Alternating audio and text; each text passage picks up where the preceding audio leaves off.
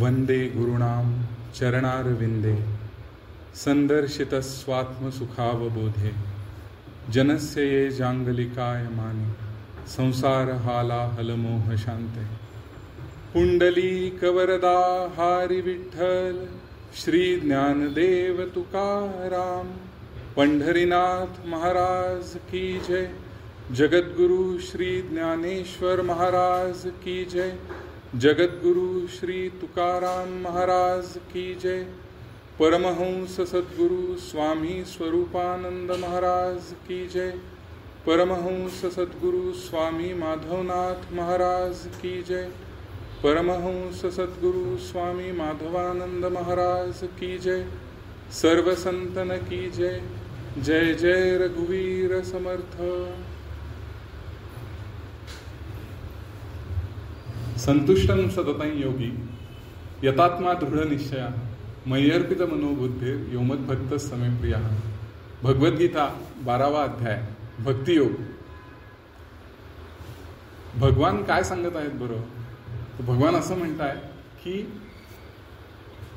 संतुष्टं सततं योगी म्हणजे सदा संतुष्ट असलेला.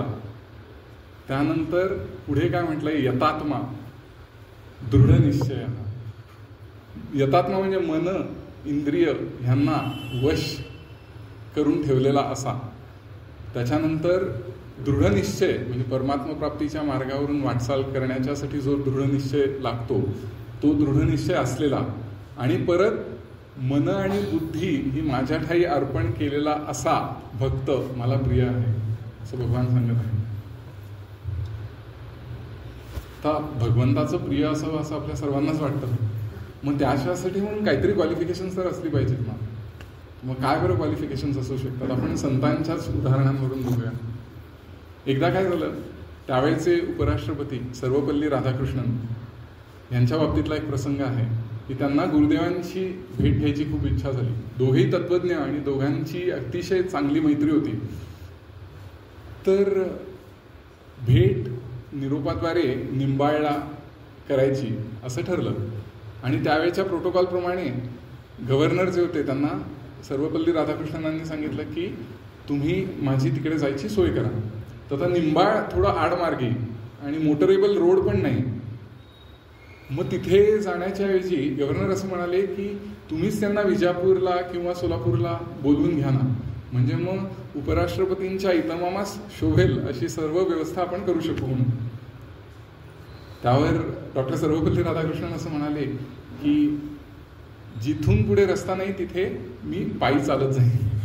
असं म्हटल्यानंतर रातोरात युद्ध पातळीवरती काम सुरू झालं आणि मोटरेबल रोड निंबाळपर्यंत बनवला गेला. ही ज्या वेळेला हकीकत डॉक्टर राजेंद्र प्रसाद यांना कळली, म्हणजे जे राष्ट्रपती होते, त्यांनी एवढंच म्हटलं की हिरे का असली मोल अच्छा जोहरी ही कर सकता है. जर का माणसाला असली हिरा काय आहे हे कळलं तर भगवंताला का बरं नाही कळणार? पण असं काय खास होतं गुरुदेवांमध्ये? तर अजून एक प्रसंग सांगू इच्छितो. असं झालं की युनिव्हर्सिटी ऑफ ऑक्सफर्डची एक अतिशय नावाजलेली अशी फिलॉसॉफी चेअर, जिथे एक सर्टिफिकेट मिळणार, मानपत्र मिळणार, त्यानंतर भरघोस सांपत्तिक देणगी आणि परत सर्व जे शिक्षित उच्च शिक्षित लोक आहेत त्यांच्या समोर एक प्रवचन सादर करण्याची संधी. तर त्यावेळेला 2 नावं आली. एका वर्षी 2 नावं आली. पहिलं नाव होतं गुरुदेव रानड्यांचं आणि दुसरं होतं डॉक्टर सर्वपल्ली राधाकृष्णन यांचं. आणि राधाकृष्णनांचा त्यांना थोडा विनंतीवजा असा निरोप आला. इनडायरेक्टली आपण असं म्हणू शकतो की त्यांना तो बहुमान हवा होता. हे कळल्या गुरुदेवांनी तिथे सांगितलं की मी ते ॲक्सेप्ट नाही करत आहे, म्हणजे ऑक्सफर्ड युनिव्हर्सिटीला. दुसऱ्यांदा परत असं झालं की डॉक्टर राजेंद्र प्रसाद गेल्यानंतर सर्वपल्ली राधाकृष्णन हे राष्ट्रपती झाले आणि उपराष्ट्रपती पदासाठी म्हणून त्यांनी गुरुदेवांना परत लिहिलं.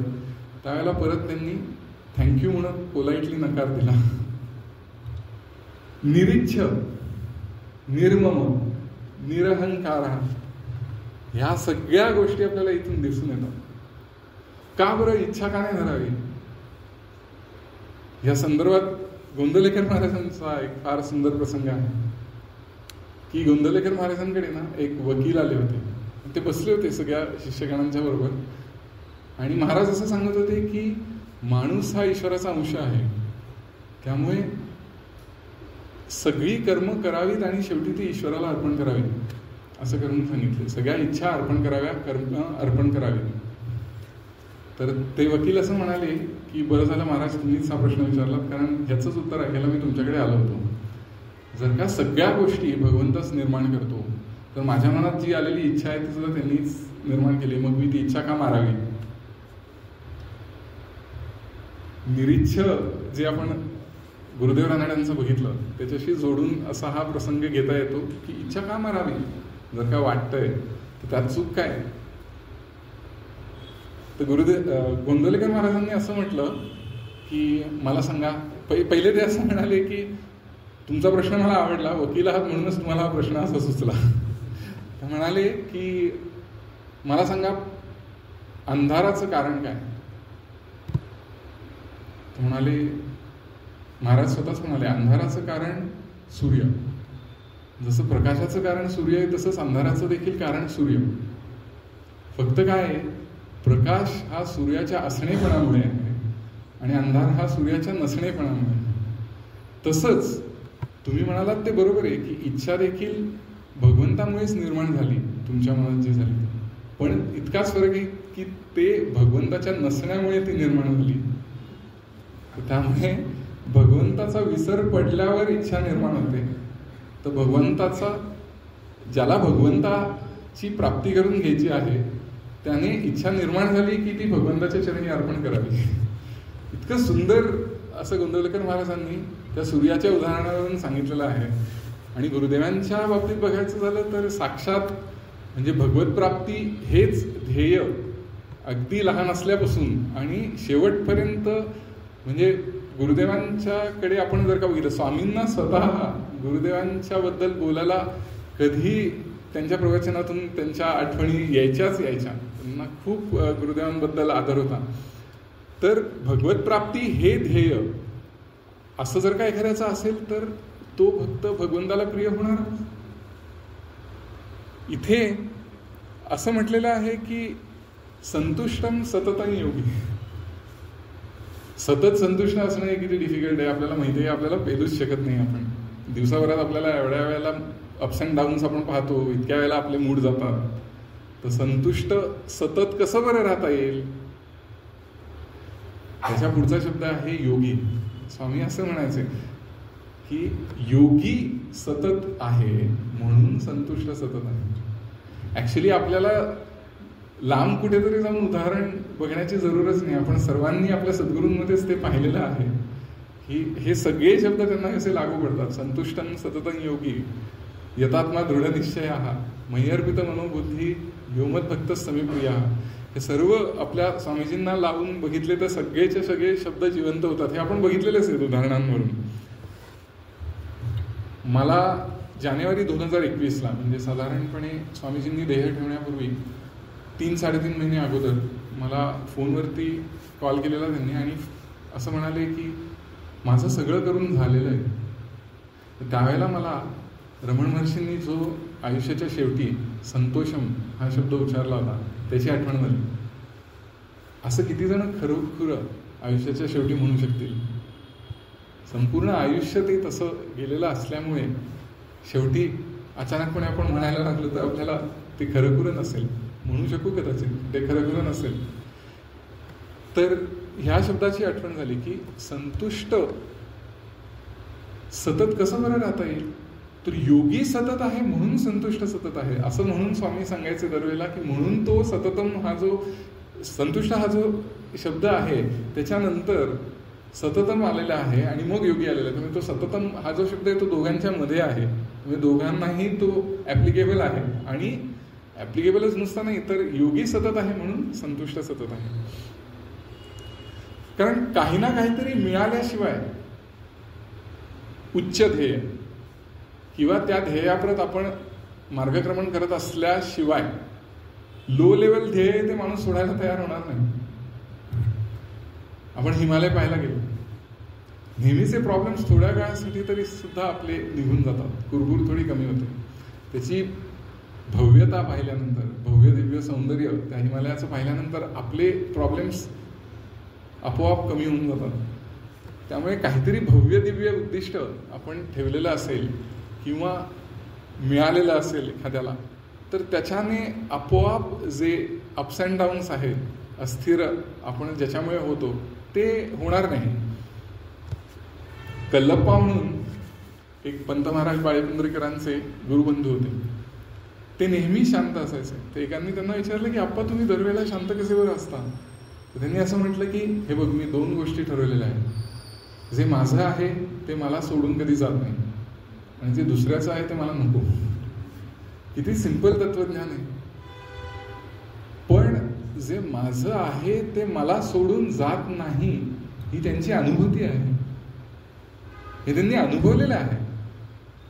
नुसतंच म्हणायला म्हणून तसं केलं तर दुसऱ्याचं मला नको हे येणार नाही त्यामागोमाग. तर त्यामुळे ही त्यांची अनुभूती आहे.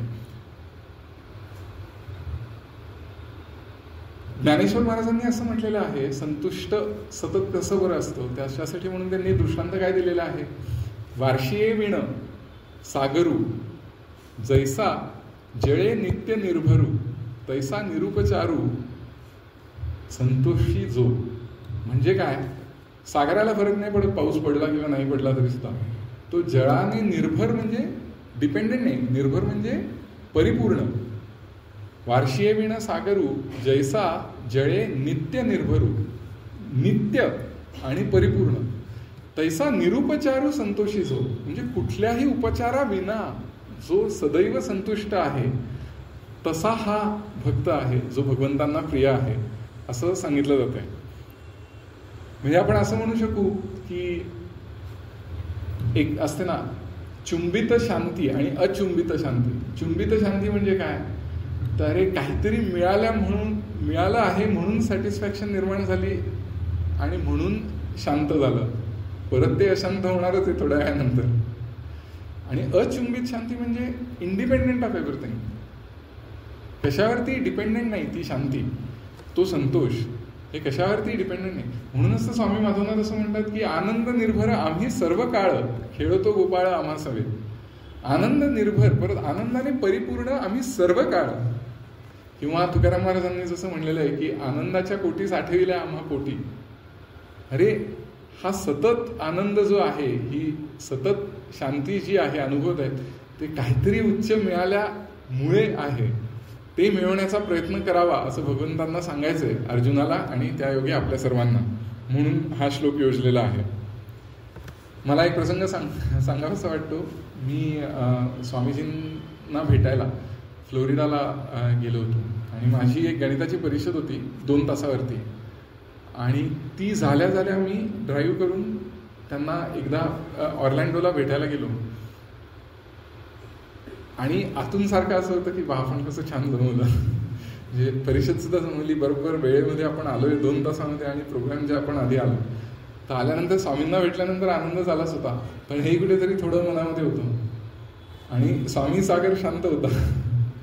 त्यांना हेच सांगायचं होतं की अरे अचुंबित शांती काय असते ते बघ. चुंबित शांती वर्सेस अचुंबित शांती बघायचं झालं तर त्याचं हे उदाहरण होतं की कशावरही नाही. म्हणजे त्यांना आनंद झालाच होता, पण तो कशावरही डिपेंडंट आनंद असं नाही आहे. तो आनंद वेगळाच असतो असं भगवंत सांगतायत. जयांचा ईश्वरी जिव्हाळा ते भोगिती स्वानंद सोहळा. जयांचा जना वेगळा ठेवा अक्षयी. अक्षय ठेवा आहे, कधीही न संपणारा असा तो ठेवा आहे. मग ती व्यक्ती सदा संतोषी असणारच. पुढे असं म्हटलेलं आहे की यतात्मा. यतात्मा म्हणजे काय?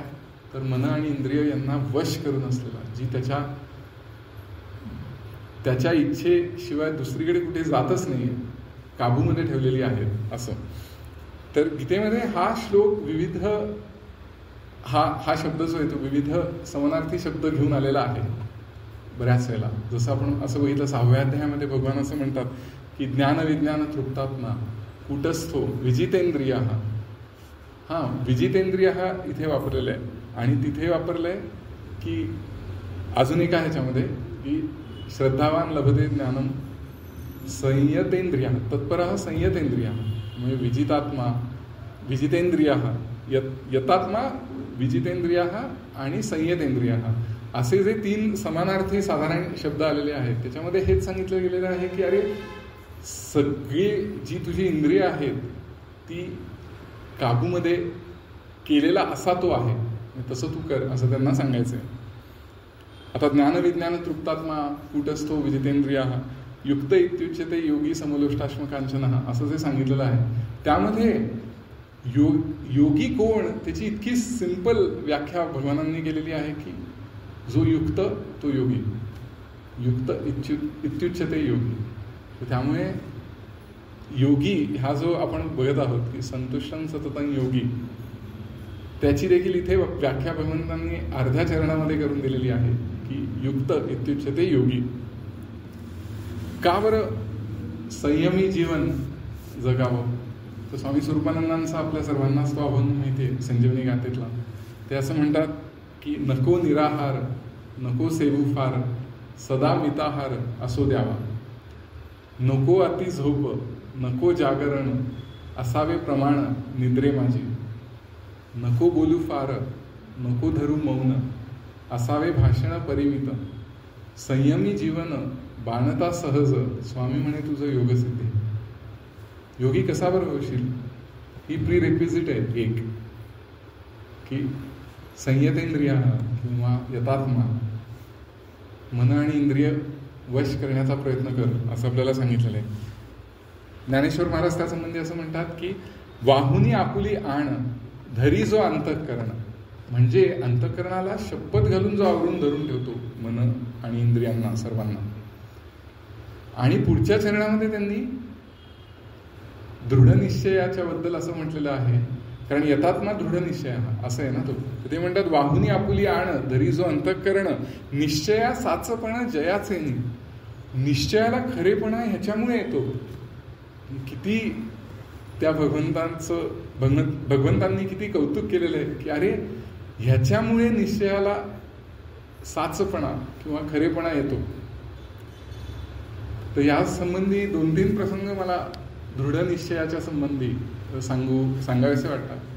सावरकरांच्या बद्दलचं आपल्या सर्वांना माहितीच आहे. अंदमानामध्ये शिक्षा भोगत असताना त्यांनी कोलू फिरवताना अरे शरीराला त्रास होतोय पण मन तर मोकळं असेल, मग आपण त्यावेळेला कविता रचूया आणि ईश्वराचंच काम आहे म्हणून मी हे करतोय.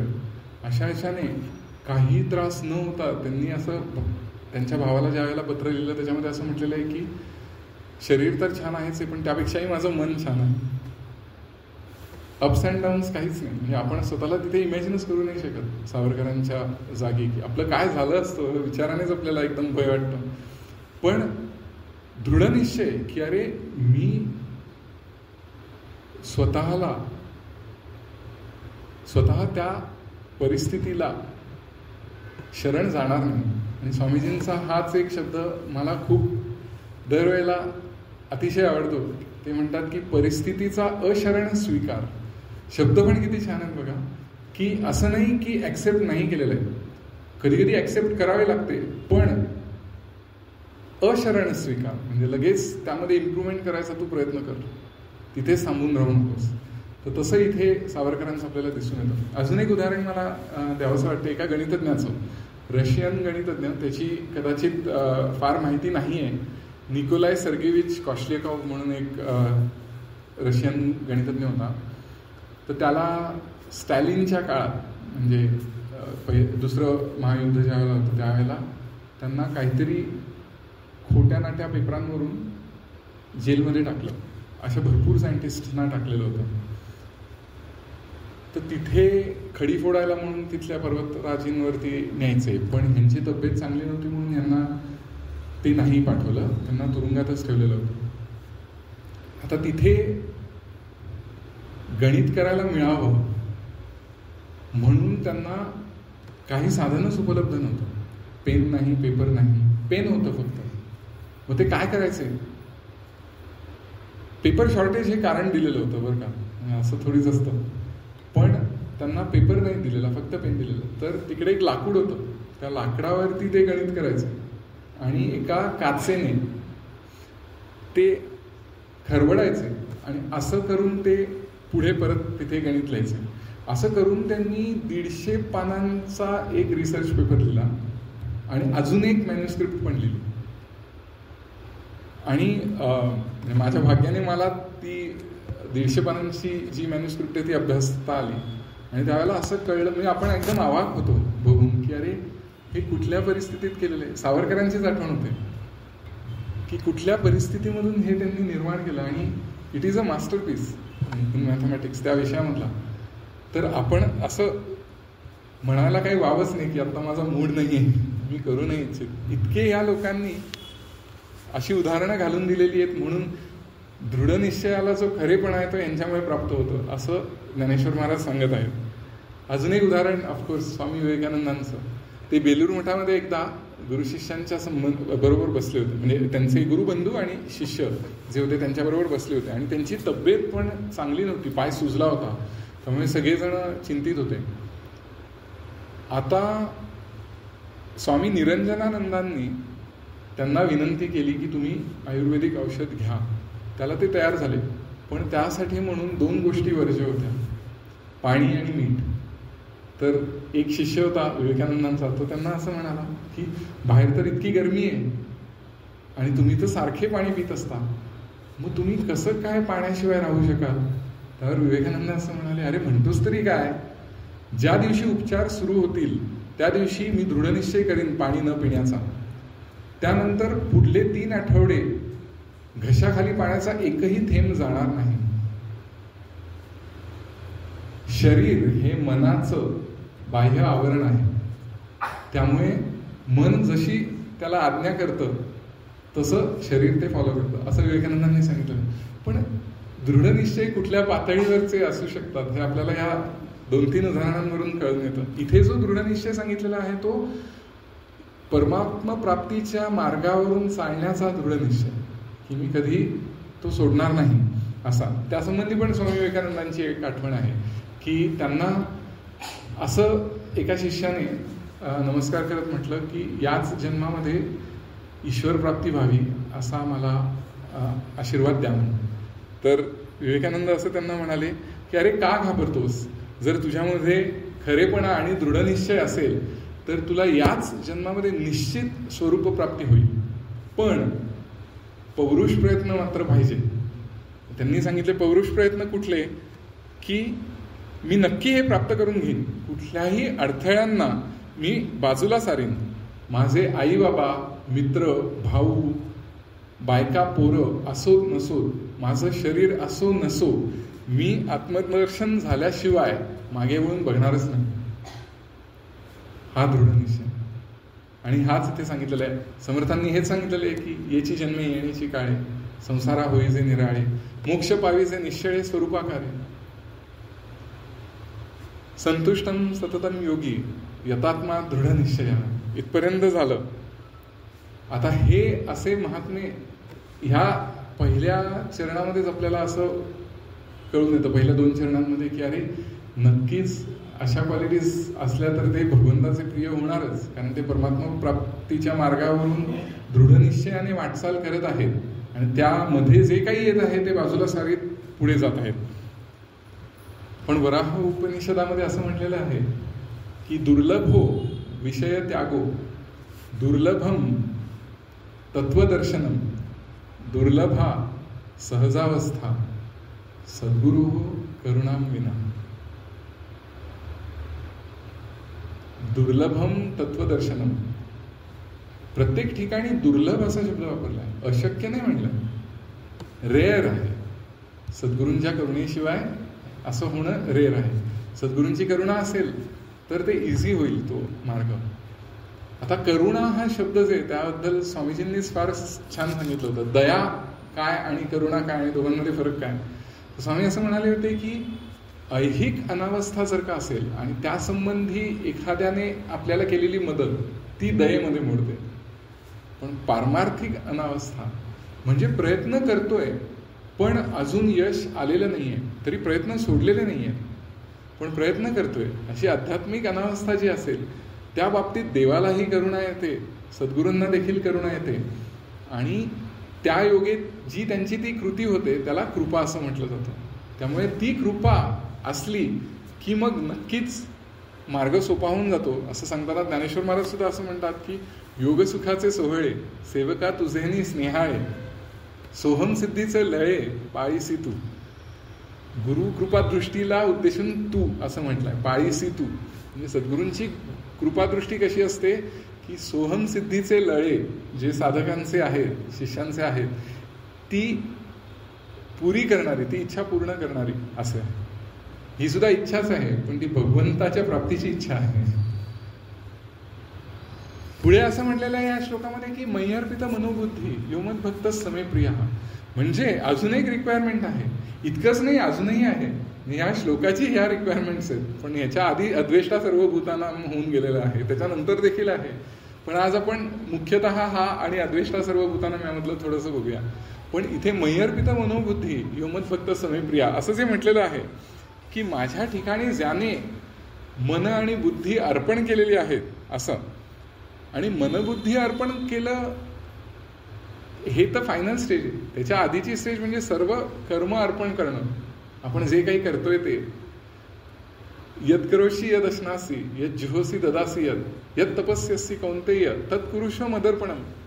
म्हणजे जे जे काही तू कर्म करतोयस, जे जे काही दान करतोयस, जे जे काही हवन करतोयस, ते सर्व काही मला अर्पण कर असं भगवानांनी सांगितलेलं आहे. हे सगळं करून झाल्यानंतर मन आणि बुद्धी ही देखील मला अर्पण कर असं त्यांनी सांगितलेलं आहे. म्हणजे एका प्रकारे आत्मनिवेदनच आहे. आत्मनिवेदन भक्तीमध्ये हेच सांगितलेलं आहे की देवासी वाहावे आपण. तर मन अर्पण करणं सगळ्यात अवघड गोष्ट आहे, म्हणून ती शेवटी. आणि पण भगवान असं त्याच्यामध्ये सांगतायत की मन मय्यर्पित मनोबुद्धी. त्यामुळे इट इज ऑलरेडी अज्युम्ड की बाकीची सर्व कर्म जी आहेत ती अर्पण केलेली आहेत. आणि ती अर्पण केव्हा होतील बरं? ज्यावेळेला कर्मयोगाचं आचरण नीटपणे झालेलं असेल तर. 6व्या अध्यायाची सुरुवातच याच्यापासून होते की अनाश्रितः कर्मफलम कार्यम कर्म करोति यः स संन्यासी स योगी च न निरग्निः न च अक्रियाः. म्हणजे काय बरं म्हटलेलं आहे की कर्मफलाचा आश्रित न होता तू कर्म जे आहे, नित्य नैमित्तिक कर्म तुझं जे आहे ते तू कर. तुझ्या समोर जे उभं ठाकलेलं कर्म आहे ते तू कर, कर्मफलाचा आश्रित न होता. आणि तसं करणारा हा संन्यासी देखील आहे आणि योगी देखील आहे. आणि तसं न करणारा दोन्ही नाही. आणि ते सांगण्यासाठी त्यांनी सांगितलं आहे की निरग्निही, अग्नीचा कुठे संबंध आला इथे? निरग्निही म्हणजे साधना न करणारा ह्या अर्थाने. आणि अक्रिया म्हणजे कर्मच सोडून दिलेलं आहे. अरे मी तर संन्यास घेतलेला आहे, मी ते सोडून दिलं असं नाही. संन्यास ज्याने घेतलेला आहे त्याला तर म्हणजे संत महात्मे जे आहेत ते तर अजून उत्कृष्ट कर्म, कारण त्यांना पाहून सर्व लोक करत असतात. तर त्यामुळे ते देखील आपल्याला भगवानांनी सांगितलेलं आहे की निरग्निही नाही पाहिजे आणि अक्रिया हा नाही पाहिजे. मग तोच संन्यासी आणि तोच योगी असं भगवान सांगतात. ज्ञानेश्वर महाराज म्हणतात की ऐसा योग समृद्धी होऊनी जो निरवधी अर्पी मनबुद्धी माझ्या ठाई. आणि असं असून देखील ते असं पुढे म्हणतात की तो सगुण भक्ती करतो. म्हणजे ईश्वराशी ऐक्य झालेलं असलं तरी सुद्धा तो सगुण भक्ती काही सोडलेली नाहीये. ते सांगताना असं ते म्हणतात की आत बाहेरी योगू निर्वाळलेयाही चांगू तरी माझा अनुरागू सप्रेम जया. तरी माझा अनुराग आहेच आहे त्याला माझ्याबद्दल आणि प्रेम आहेच आहे. कुठल्याही संतांना आपण ज्या वेळेला बघतो आत्मज्ञान प्राप्ती एकीकडे आहे आणि एकीकडे सगुण भक्ती देखील आहे. ती सगुण भक्ती कधीच त्यांनी सोडलेली नाही. असा भक्त देवाला का बरं प्रिय नसेल? पण ह्याचं वर्णन करताना ज्ञानेश्वर महाराजांची लेखणी म्हणजे जणू प्रेमरसाने पूर्ण भरभरून अशी आपल्याला दिसते. काय बरं ते म्हणतात, थोडक्यात त्यातलं पाहूया आपण. ते म्हणतात अर्जुना गा तो भक्तू तोची योगी तोची मुक्तू तो वल्लभ मी कांतू ऐसे पढिये. म्हणजे तोच भक्त आहे, तोच योगी देखील आहे आणि तोच मुक्त देखील आहे, आणि जणू काही तो स्त्री आहे आणि मी तिचा कांत आहे असं तू समज. इतका मला तो प्रिय आहे. आणि त्याच्यानंतर ज्ञानेश्वर महाराजांनी जणू काही 8-10 ओव्या अशा लिहिलेल्या आहेत त्या संबंधी, की भगवंताला कसं प्रेम आहे अशा भक्तासंबंधीच्या. पण नंतर ते असं म्हणतात, तरी आता बोलो, आता मी बोलतोच असं भगवान म्हणतात. तरी आता बोलो भले या सुखा मिनलो. इतका हा सुवर्ण योग जुळून आलेला आहे की मला हे सांगायला मिळतंय, कारण अशा गोष्टी जनरली बोलून दाखवल्या जात नाही. तर हा तू आहेस माझा प्रिय भक्त, मला तुझ्यासमोर हे बोलून दाखवता येतंय असं करून ते म्हणतात की मी बोलतो. आणि मग पुढे म्हणतात की ऐसे, म्हणजे ज्ञानेश्वर महाराज सांगत आहेत, ऐसे म्हणत खेवो डोलो लागले देवो. हे बोलता बोलता ते इतके खुश झालेत भगवंत की ते डोलू लागले. आणि पुढे काय बरं म्हणतात, मग म्हणे जाण तया भक्तांचे लक्षण मी अंतःकरण बैसो घाली. अरे मी माझं अंतःकरण त्याला बसावयास देतो असं भगवान सांगत आहे माझ्या प्रिय भक्ताला. आणि भक्तभूमिका कशी बरं असते बरं, एक्झॅक्टली हीच गोष्ट तुकाराम महाराजांनी सांगितलेली आहे. ते एका अभंगाद्वारे आपण बघूया. ते असं म्हणतात की अभंगच संपूर्ण इतका सुंदर आहे की मला फक्त त्यातली ती एक ओवी घ्यावीशी नाही वाटली. पूर्ण अभंग आपण बघूया. ते असं म्हणतात की शब्दांची पै रत्ने करोनी अलंकार तेने विश्वंभर पूजियला.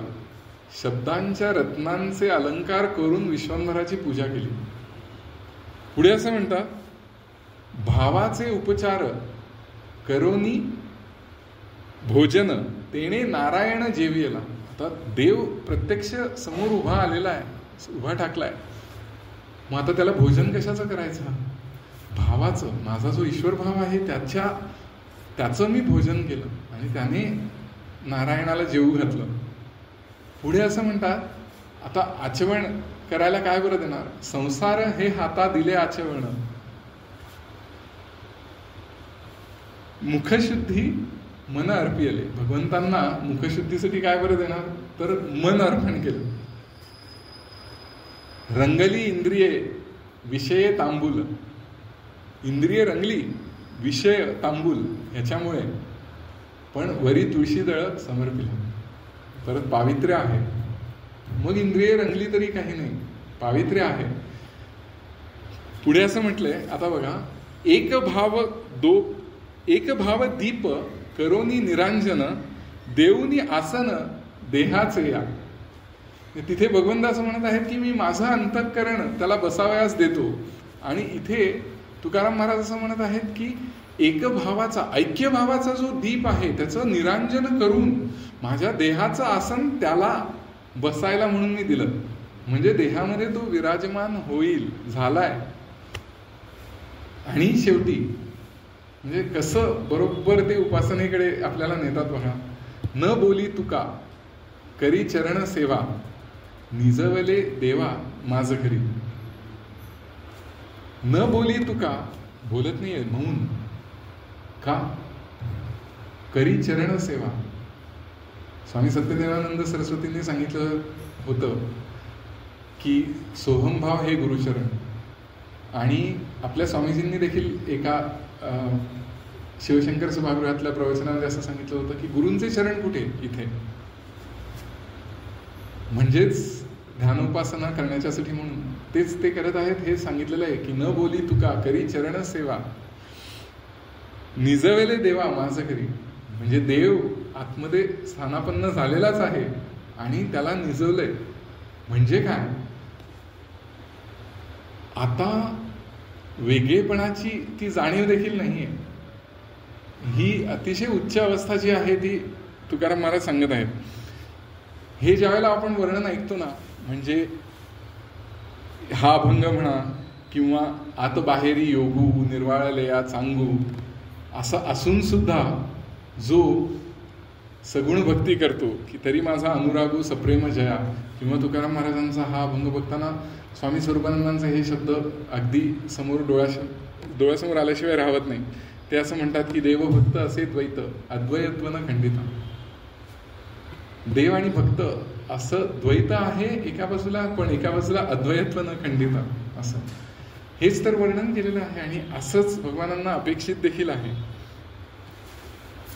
स्वामीजींच्या बाबतीत अनेकांच्या आठवणी असतात. ह्या प्रत्येक शब्दाला आठवणी आहेत.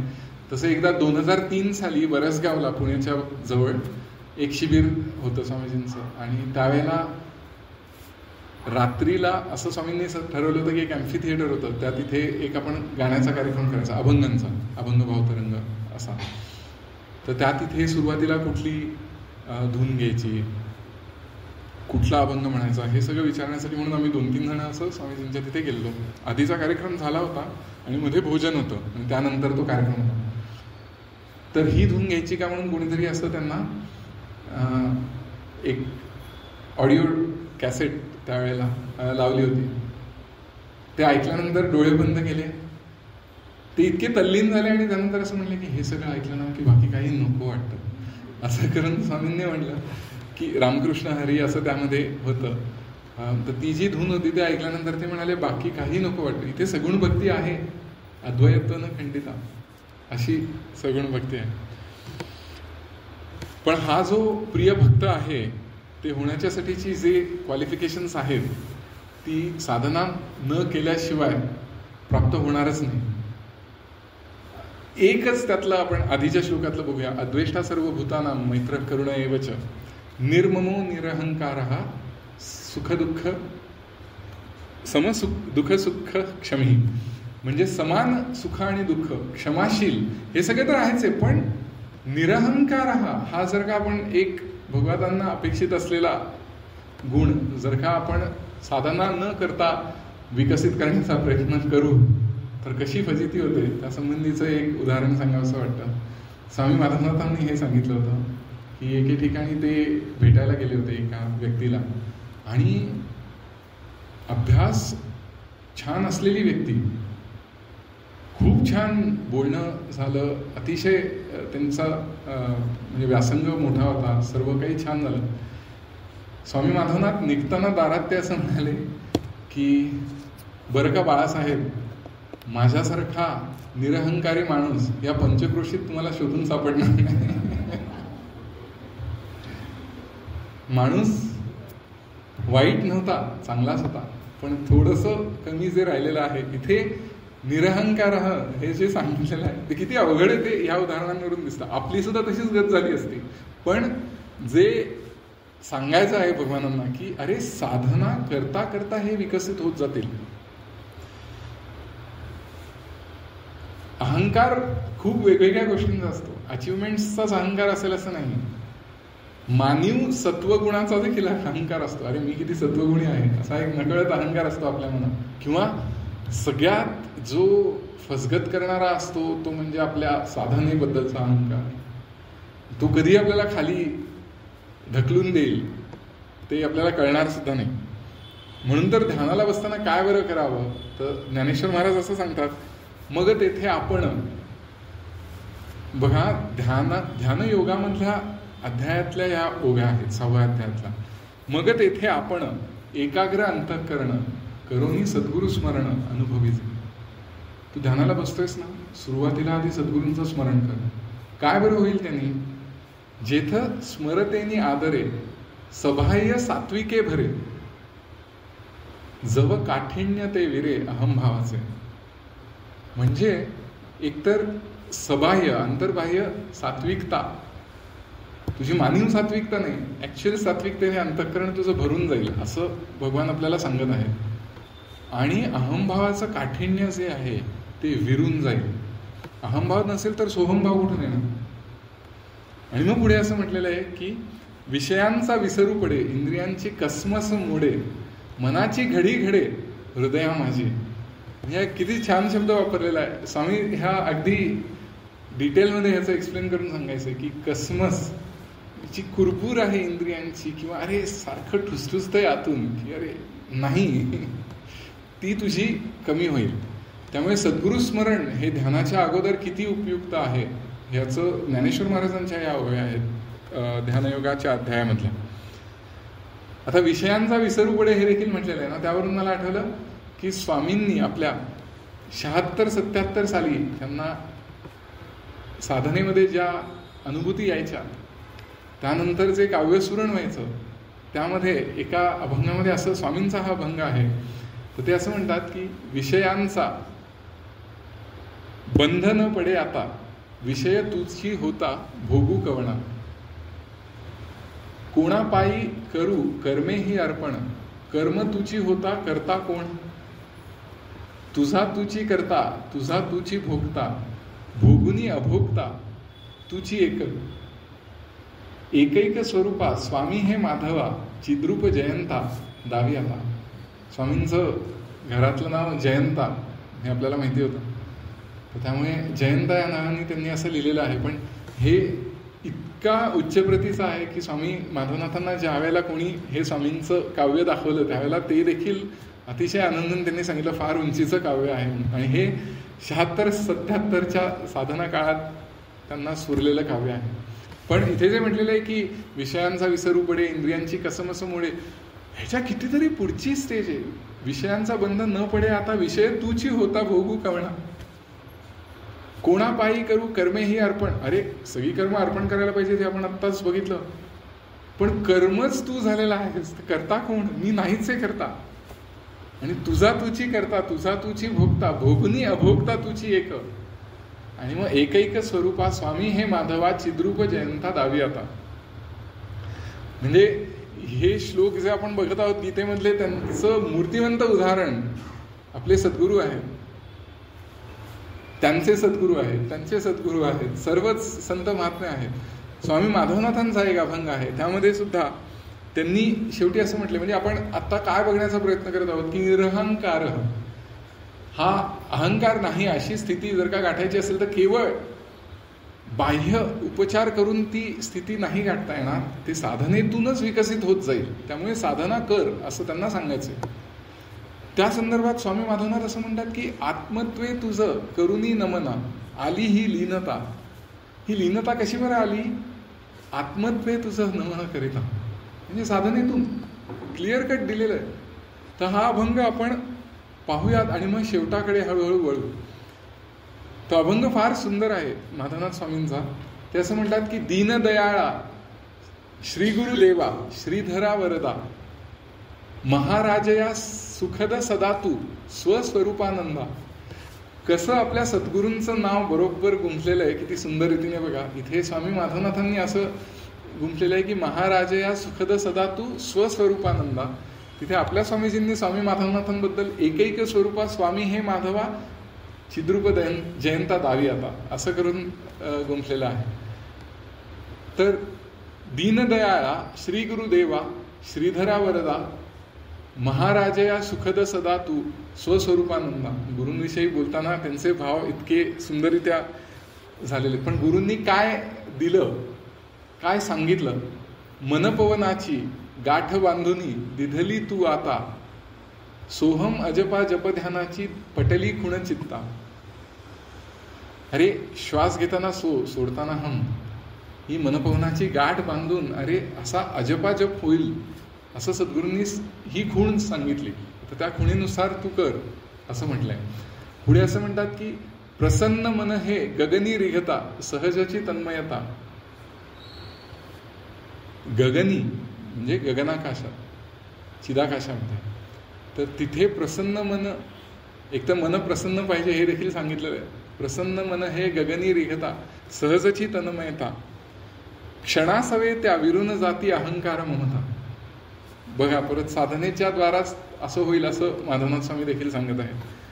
पुढे म्हणतात सगळे विश्वची मंगलमय हे, नुरे आप परता, सुष्ट दुष्ट त्या स्त्री अन पुरुषी, एकची समरसता. सुष्ट असो किंवा दुष्ट असो, एकची समरसता. हा जो, ही जी ओवी आहे, आणि अद्वेष्टा सर्व भूताना मैत्र करुण एवच, अगदी याचं काव्य तेच शब्द ह्या काव्याद्वारा प्रगट झालेले आहेत. पुढे म्हणतात माधवासिया करुणी पूर्ण तू, ठेविसी कर माथा. स्वामी स्वरूपानंदांना सांगत आहेत, माधवासिया करुणी पूर्ण तू, ठेविसी कर माता, कृपा प्रसादे तुझिया जाई दिगंतरा चिंता. आणि शेवटी असं म्हटलेलं आहे की आत्मत्वे तुझं करुणी नमना,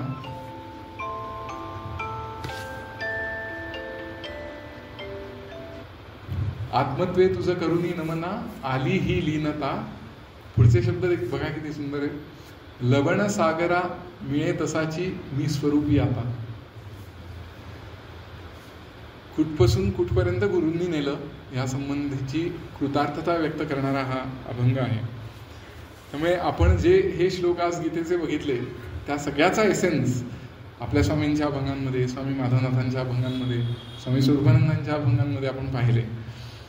म्हणूनच गीतेमध्ये तू काय हो हे सांगताना भगवान असं म्हणतात की तपस्वीभ्योधिको योगी ज्ञानीभ्योपी मतोधिका कर्मीभ्यश्चाधिको योगी तस्मात योगी भव अर्जुन.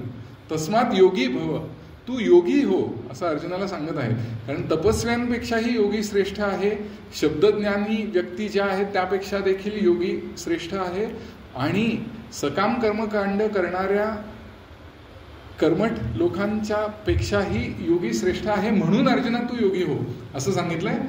आणि तू काय कर त्यासाठी हे सांगताना मनमना भव असं सांगितलेलं आहे. तू मन माझ्या ठिकाणी अर्पण कर, तू मन माझ्याशी जोडलेला असा राहा असं भगवानांनी शेवटी 18व्या अध्यायामध्ये म्हटलेलं आहे. त्याप्रमाणे आपण देखील सद्गुरूंनी प्रकाशित केलेल्या या मार्गावरून तन्मयतेने मार्गक्रमण करूया. स्वामी स्वरूपानंदांनी अमृतधारामध्ये एक शब्द यासाठी वापरलेला आहे. ते म्हणतात की आक्रमिता सत्पंथ. आपण मगाशी जी गुरुपरंपरा म्हणली गजानन दादांनी शेवटी जे शब्द आहेत त्याच्यामध्ये सुद्धा हा आक्रमिता हा शब्द आलेला आहे. तर आक्रमिता सत्पंथ असं जे सांगितलेलं आहे तर त्यासंबंधी मला एकनाथजी रानडे म्हणजे ज्यांनी विवेकानंद रॉक मेमोरियल स्थापन करण्यामागे ज्यांचा सिंहाचा वाटा होता आणि विवेकानंद केंद्र सुद्धा, तर त्यांची एक डॉक्युमेंटरी त्यांच्यावरती निघाली होती, वन लाईफ वन मिशन असं. फार सुरेख डॉक्युमेंटरी, आम्हाला बघण्याचा योग आला.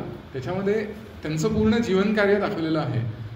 आणि शेवटी असं होतं की त्यांची स्मरणशक्ती जाते आणि ती परत यावी म्हणून त्यांचे शिष्यगण खूप त्यांना प्रयत्न करत असतात, त्यांचे जे आजूबाजूला सहकारी असतात ते. आणि एक त्यातला प्रयत्न तसा करत असताना आधी जेव्हा स्मरणशक्ती होती खूप वर्षांपूर्वी त्यांनी साधक कसा असावा या संबंधी जे म्हटलं होतं ते त्यांना परत आत्ता आठवतंय का म्हणून तोच प्रश्न त्यांना विचारतो. तर त्यांचा चेहरा असा खुलतो आणि ते हिंदीमध्ये दाखवलेलं आहे की हा मैंने ऐसे वो बोला था. तर साधक कसा असावा बरं, तर त्यांनी 3 गोष्टी सांगितलेल्या आहेत. साधक सदाचरण तत्पर असावा, सदाचरण असलं पाहिजे. परत म्हणतात साधक कसा असावा, सदा चरण तत्पर असावा. सद्गुरूंचे चरण म्हणजे मगाशीच आपण जी प्रार्थना बघितली त्याच्यामध्ये स्वामी म्हणे झाले कृतार्थ जीवन सद्गुरु चरण उपासिता. तर सदा चरण तत्पर असावा. परत म्हणतात की साधक कसा असावा, सदाच रणतत्पर असावा. आक्रमिता सत्पंथ, रणतत्पर, अरे युद्ध लढायचंय स्वतःविरुद्ध, की जिथे आहोत तिथून पुढे आपल्याला जायचंय. सद्गुरूंची आपल्याला साथ आहेच आहे, किंबहुना सद्गुरूंची कृपा आहे म्हणूनच आपण आजवर जे आहोत, यापुढेही जे आपण प्रयत्न करून आपण जे काही प्राप्त होईल ते त्यांच्याच करुणेमुळे, त्यांच्याच कृपादृष्टीमुळे आपल्याला प्राप्त होणार आहे. पण हे करताना आपण आपले प्रयत्न त्यांना जसं अपेक्षित आहे तसे आपण संवेग आपला वाढवत नेऊन करण्याचा प्रयत्न करूया. आणि ह्याद्वारेच मी जे बोलणं झालं ते स्वामीजींच्या चरणी अर्पण करतो. पुंडलिक वरदा हरी विठ्ठल, श्री ज्ञानदेव तुकाराम, पंढरीनाथ महाराज की जय. जगद्गुरु श्री ज्ञानेश्वर महाराज की जय. जगद्गुरु श्री तुकाराम महाराज की जय. परमहंस सद्गुरु स्वामी स्वरूपानंद महाराज की जय. परमहंस सद्गुरु स्वामी माधवनाथ महाराज की जय.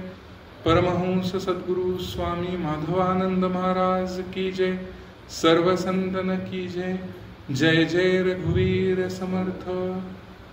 नमितो योगी थोर विरागी तत्वज्ञानी संत, तो सत्कविवर परात्पर गुरु ज्ञानदेव भगवंत.